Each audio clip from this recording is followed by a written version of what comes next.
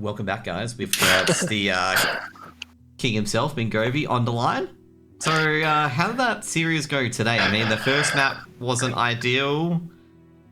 The second map was a bit better. How do you think about that?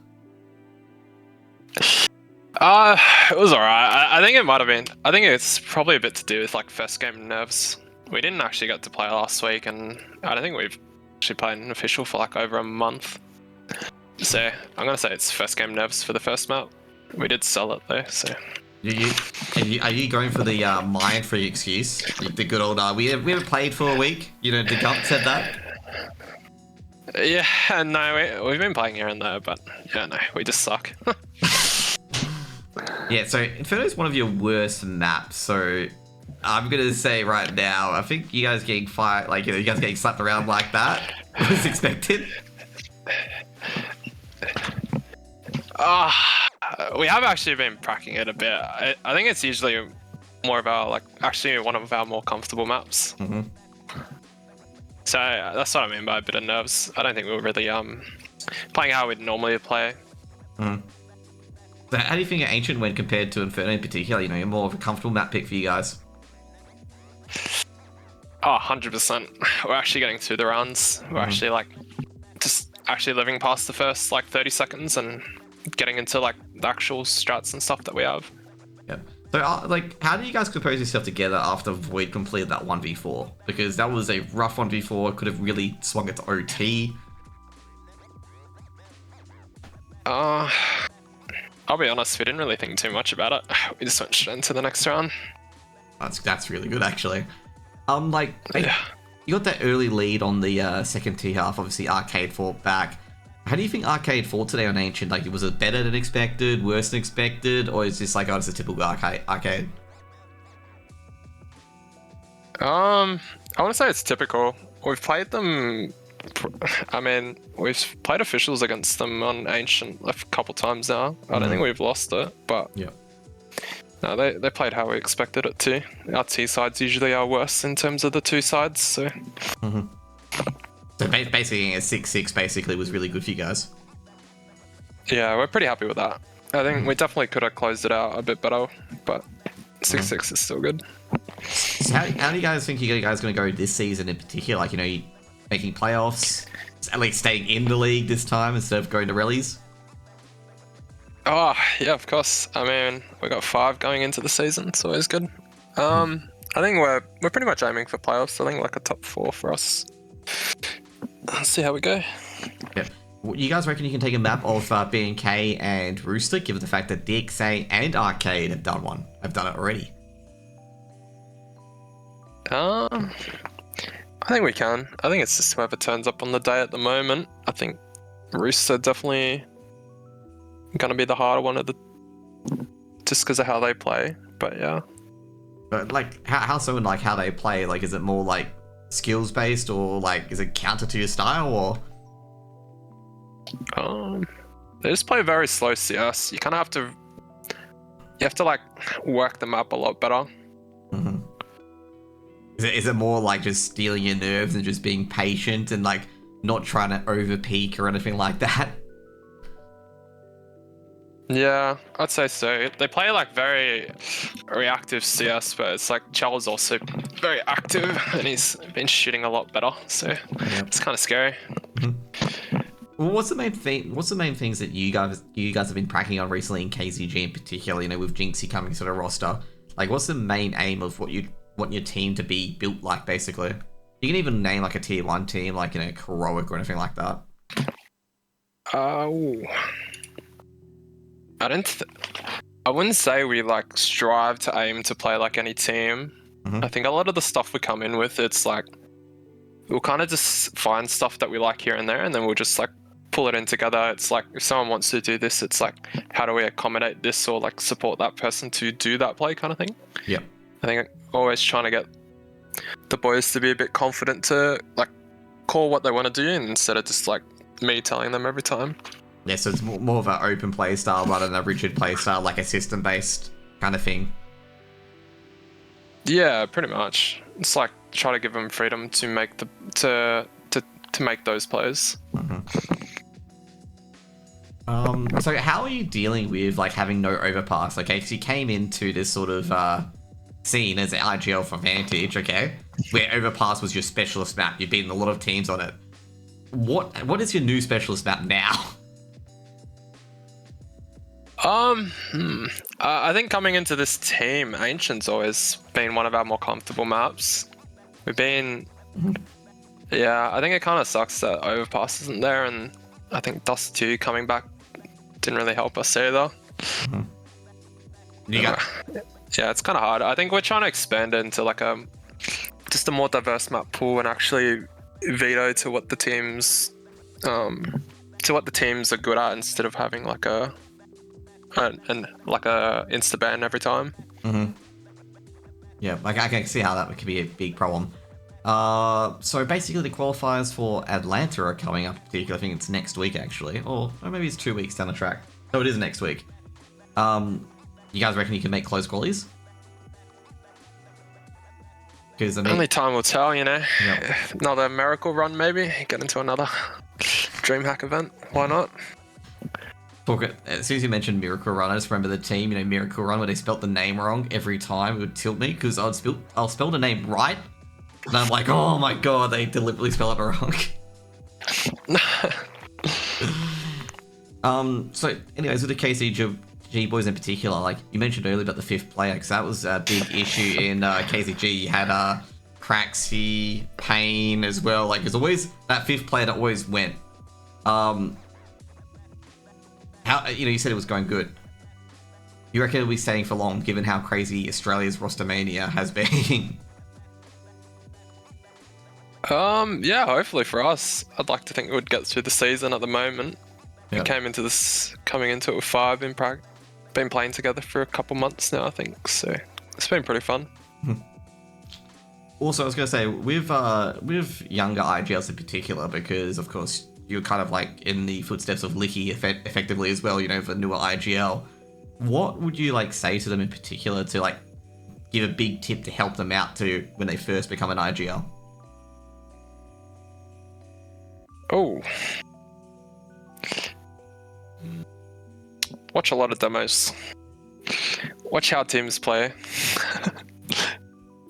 And anything else more than that? Like, watching teams out play, like, any sort of style, or like, do you observe, like, what sort of things you observe? Like, specific styles could really adapt well to your players, or?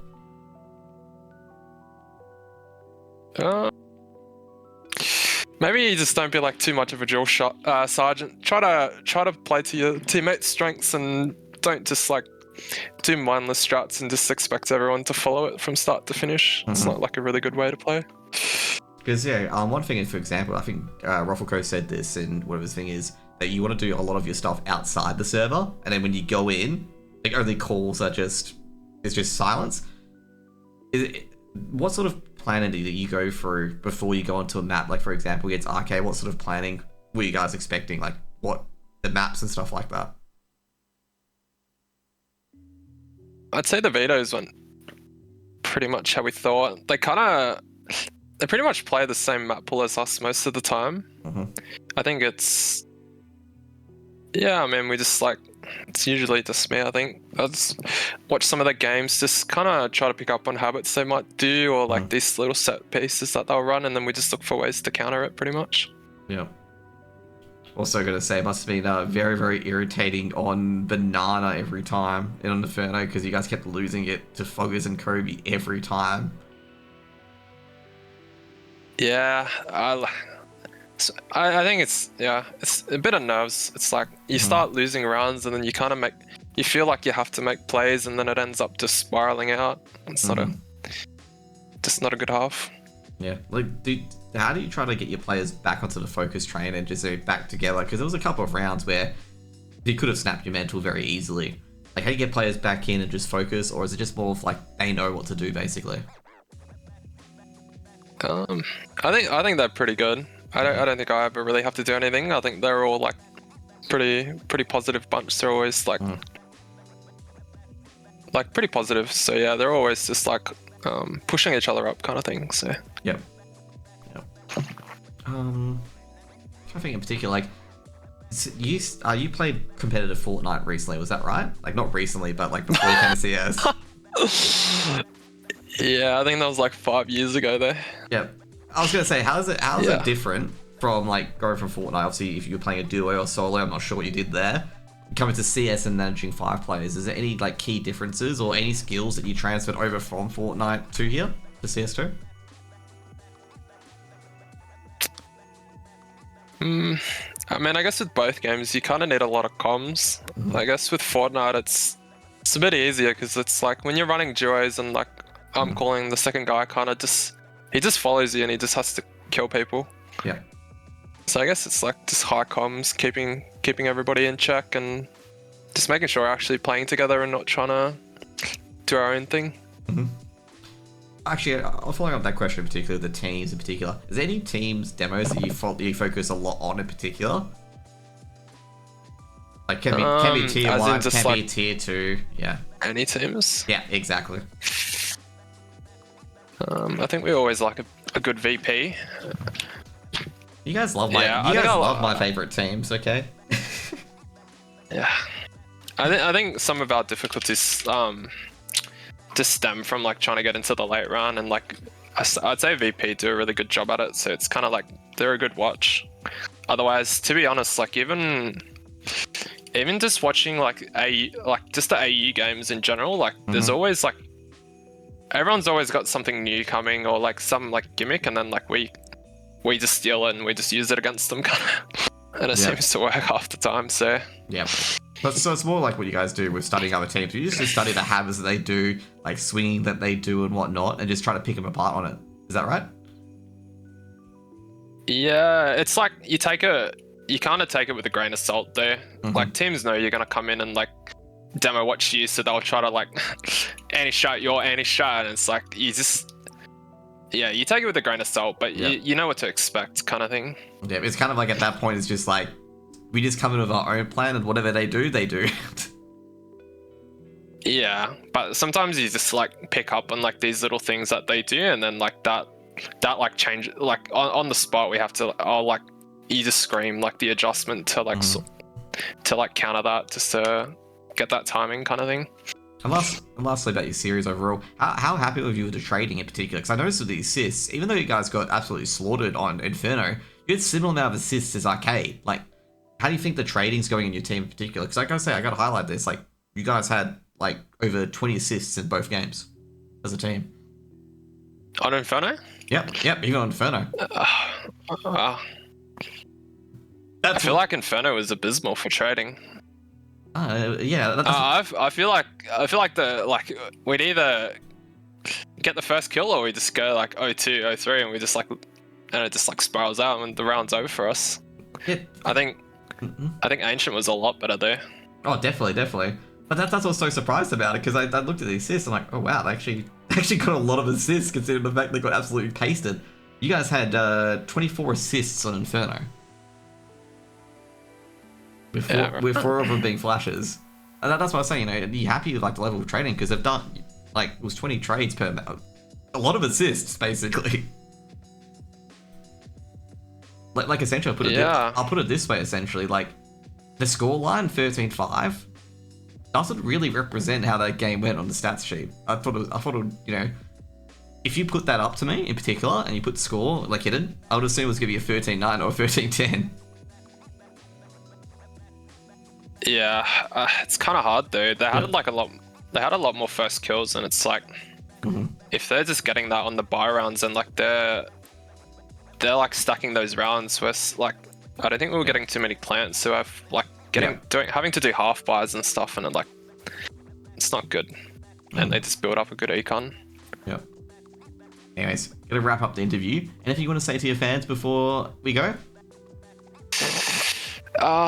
Thanks for supporting us. Yeah. Also, will we see you at the Sydney LAN? I will not be. I believe Sam is going though. Okay. Aw, come on, Ming. You gotta come down to Sydney, okay? Oh, actually, the rosters have been announced, okay? You can get an emergency sub, just, you know, just push someone out. Just be like, nah, I'm in, mate.